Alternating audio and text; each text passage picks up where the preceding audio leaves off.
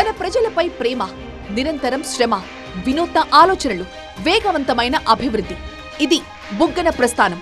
మరి 5 ఏళ్లలో ఇదంతా ఎలా సాధ్యమైంది? మున్ముందు డోన్ ని ఎలా చూడాలనుకుంటున్నారు? భవిష్యత్ ప్రణాళికలేంటి? చేపట్టబోయే ప్రాజెక్టులేంటి?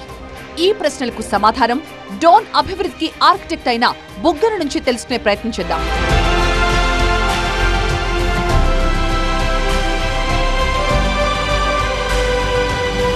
నాయకులు వస్తుంటారు, పోతూ ఉంటారు.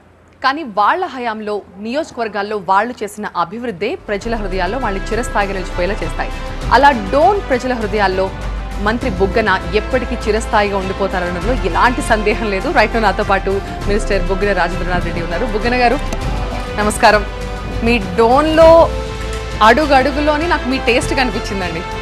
అంటే ఇంతకుముందే ఇప్పుడు ఇంటి నిర్మాణంలో మనిషి టేస్ట్ మనం చూస్తూ ఉంటాం, కానీ ఒక నియోజకవర్గ అభివృద్ధిలో మనిషి టేస్ట్ కనబట్టుంటే నాకు చాలా కొత్తగా వింతగా అనిపించింది. నాకు ఏం చెప్తారు దాని గురించి? సో మనం కట్టే బిల్డింగ్స్ జనరల్గా గవర్నమెంట్ హాస్పిటల్స్, స్కూల్స్, అంటే ఎడ్యుకేషన్, వేరియస్ ఎడ్యుకేషన్ ఇన్స్టిట్యూషన్స్ ఎక్కువ ఉంటాయి. సో ఇది యూటిలిటీ ఆస్పెక్ట్ కానీ, వెంటిలేషన్ ఆస్పెక్ట్ కానీ, ఆర్కిటెక్చరల్ ఎలిమెంట్స్ కానీ ఇవన్నీ కూడా కరెక్ట్గా ఉంటే 10 కాలాల పాటు ఆ బిల్డింగ్ ఆ ఇంటెండెడ్ పర్పస్ సర్వ్ అవుతుంది. అది స్ట్రాంగ్గా ఉంటుంది. ఏదైనా కానీ మనం కట్టినది పర్మనెంట్గా ఉండాలి.